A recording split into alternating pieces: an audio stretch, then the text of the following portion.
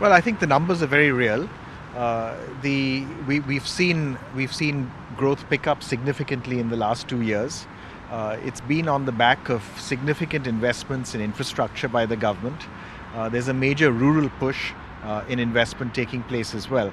And anywhere that you travel around in Japan, one can't be but struck by the excellent infrastructure and the way in which a combination of the state and the private sector have come together to really develop the country in such a substantive way.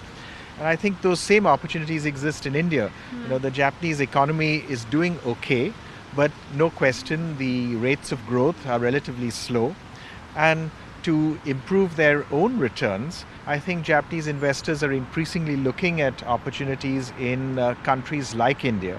And I think with the excellent rapport that the two prime ministers have, with the long ties that have existed for a long period of time, and I think with the ability of the Japanese government to commit resources, like the Delhi-Mumbai Industrial Corridor, like the Shinkansen bullet train service between Bombay and Ahmedabad. These are all great opportunities for Japan and great opportunities for us in India. Right.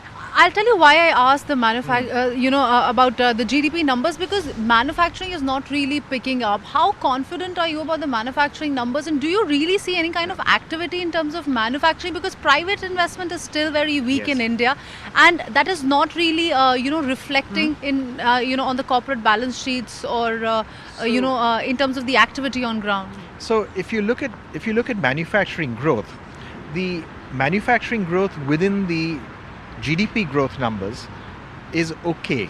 It's not great, but it's okay. It's running at around 5-6%. Right. Manufacturing growth in the index of industrial production numbers is much worse. It's running at around 2%. And the reason for that gap in the numbers is because of a difference between measuring output and measuring value added. So as commodity prices have weakened, it shows in higher value added, and therefore it shows in higher growth in the GDP numbers. So the manufacturing numbers are real. Now, where do the opportunities lie? The great opportunities lie for Japanese companies. Japan has a very strong manufacturing base. Right. There are many leading companies that are active in India. But it's the leading companies that are active in India. The thousands, even hundreds of thousands of medium-sized companies in Japan are not active in India, by and large. And they've tended to follow the large firms that invest first. So there's a huge opportunity to see a deepening of the supply chains as manufacturing companies in Japan that are medium-sized, that are specialized in their own fields, also look at India as a manufacturing base. If you look at the manufacturing opportunities in India and what's happening with manufacturing, you're quite right that private investment hasn't picked up as yet. It's a matter of the cycle turning.